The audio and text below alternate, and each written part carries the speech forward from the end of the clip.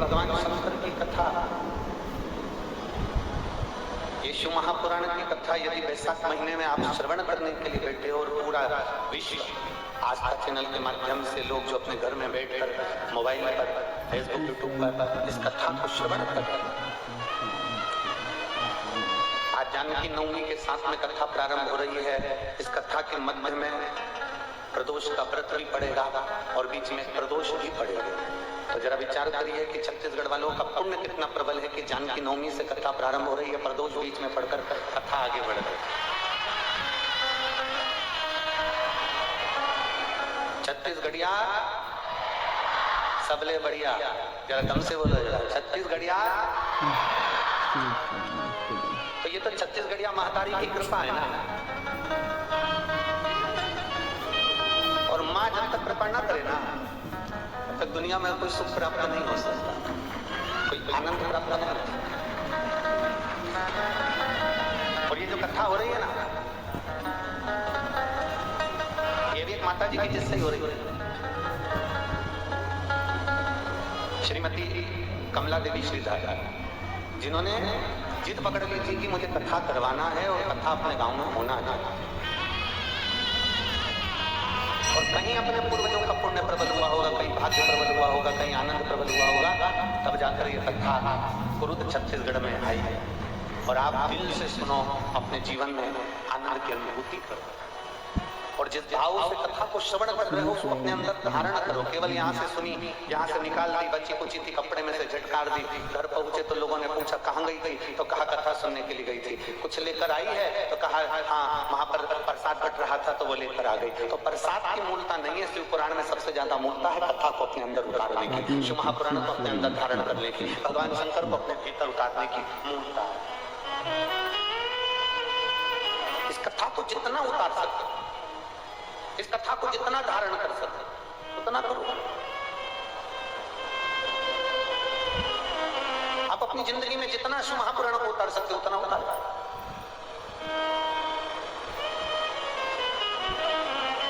किसी देवता से अगर सीखना है,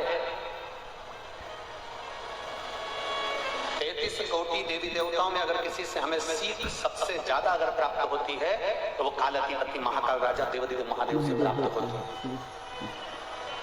बहुत कुछ सीखने को मिलता है।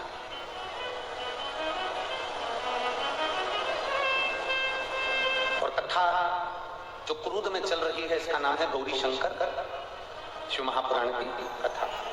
जब हम अपने मुख से पंचाक्षर मंत्र का जाप करते हैं, नमः शिवाय बोलते हैं तो शंकर जी को नमन होता है।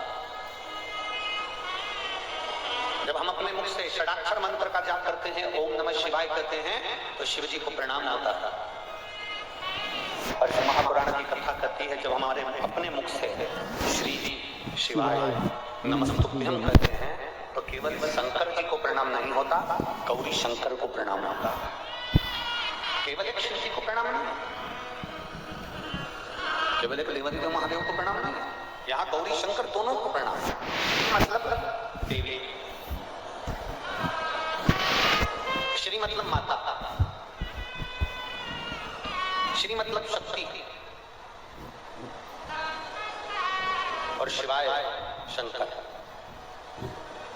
श्री शिवाय, जम के बोलो श्री शिवाय नमस्तुभ्यं, अर्थात हम पार्वती शिव, गौरी शंकर, माता पिता देवी देव, हम दोनों को एक साथ प्रणाम करना। श्री शिवाय नमस्तुभ्यं बोलना मतलब, इसलिए तो शिव महापुराण की वेदेश्वर संहिता में लिखा कि मात्र इस शब्द को बोलने वाला, श्री शिवाय नमस्तुभ्यं बोलने वाला, इस शब्द का जाप करने वाला, इस शब्द का बोलने वाला, इस शब्द का उच्चारण करने वाला, श्री शिवाय नमस्तुभ्यं को बोलने वाला, शिव महापुराण की कथा कहती है मात्र इस शब्द को बोलने वाले के मात्र मुख का दर्शन कर लो तो शिव महापुराण कहती है हजारों अश्वमेध यज्ञ का पुण्य फल प्राप्त हो जाता है, हजारों अश्वमेध यज्ञ का पुण्य फल मिल जाता है।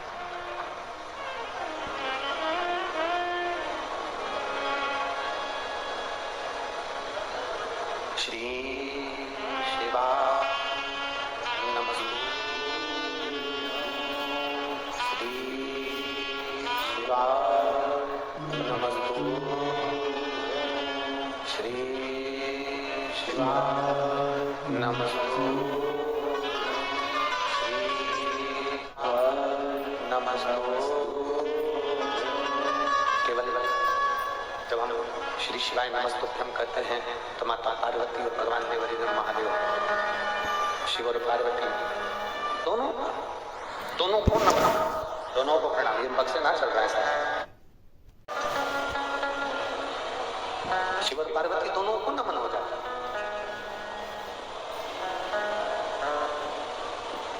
एक बहुत सुंदर चरित्र आता है गौरी शंकर से महापुराण का, बहुत सुंदर चरित्र।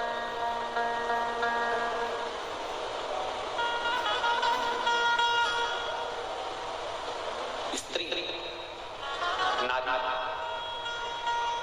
जब भगवान देवरिंद्र महादेव के मंदिर में, हमने ये बात पहले भी कथाओं में कही, हमने ये पहले भी कथाओं के माध्यम से आप लोगों को कहा, पहले भी वर्णन किया। जब कोई स्त्री, जब कोई नारी, जब कोई बहन, जब कोई बेटी, जब कोई माँ भगवान शंकर के मंदिर में जाकर एक लोटा जल समर्पित करती है, स्त्री जब शिव जी के मंदिर में जाकर एक लोटा जल चढ़ाती है, तो शिव महापुराण की कथा में उमाखंड में वर्णन किया गया कि वो नारी केवल अपना कल्याण नहीं करती है, वो नारी अपने मायके और ससुराल दोनों की इकट्ठा पीढ़ी को पार कर देती है। इतना बल उसके अंतर्गत उत्पन्न हो जाता है।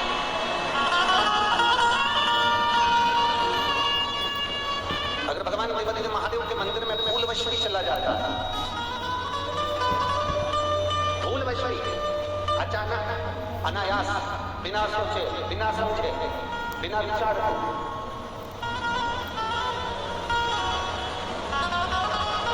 तो भी मेरा देवरिंद्र महादेव अपनी करुणा करता है। और ये चरित्र हमारे भीतर है।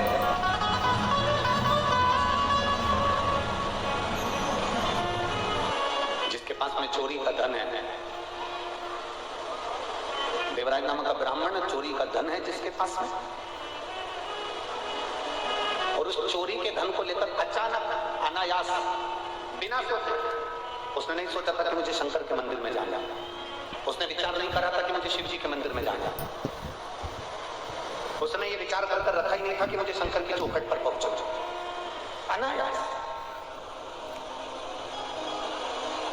बिना सोचे समझे चोरी का धन लेकर वो शंकर जी के मंदिर में पहुंच गए।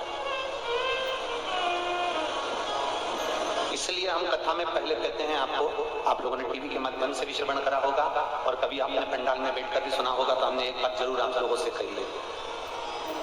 धर्मात्मा अगर कथा सुनने आता है, परमात्मा अगर कथा सुनने आता है, भक्त अगर भगवान की कथा सुनने आता है, तो चोर भी भगवान की कथा में जरूर आता है। इसलिए हम बार बार आप लोगों को कथाओं के माध्यम से कहते हैं कि जब भी कथा के पंडाल में जाओ, शिव महापुराण की कथा सुनने के लिए कभी भी पंडाल में पहुंचो, या तुम्हारे क्षेत्र में कोई भी कथा हो, उस कथा को सुनने के लिए यदि आप पंडाल में पहुंचे, तो कोई सोने की रकम, कोई मंगलसूत्र, चेन, अंगूठी, कोई आभूषण सोने का पहनकर या बहुत कीमती सामान लेकर आपको कथा में नहीं जाना है।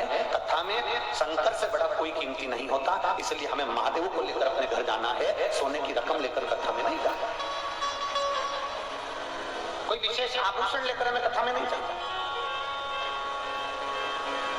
कोई विशेष कीमती सामान लेकर हमें कथा में नहीं पहुंचे। हमें तो देवरिंद्र महादेव की कथा श्रवण करने के लिए जाना, हमें भगवान देवरिंद्र महादेव का पवित्र चरित्र श्रवण करने के लिए जाना, और उससे ज्यादा कुछ नहीं।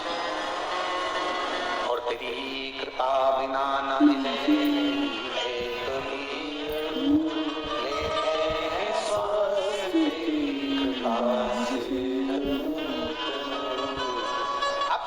पाने के लिए जाए, अब शंकर को प्राप्त करने के लिए, या काय के लिए आया? ये कुरुद की भूमि पर आप लोगों की गाड़ियां भी कम से कम कुछ नहीं तो 1 किलोमीटर दूर रुकी होंगी। बोलो सही है कि गलत है? अरे बोलो तो जम के। अब 1 किलोमीटर दूर गाड़ी रुकी है, 100-200 रुपए तो तुमने आने में खर्च करे कि नहीं करे? बोलते जाओ जरा जम के बोलो। करे ना? डीजल भी डलवाया होगा गाड़ी में, पेट्रोल भी डलवाया होगा, फिर कुछ पैसा थोड़ा बहुत खर्च कर यहाँ पहुंचे भी होगे।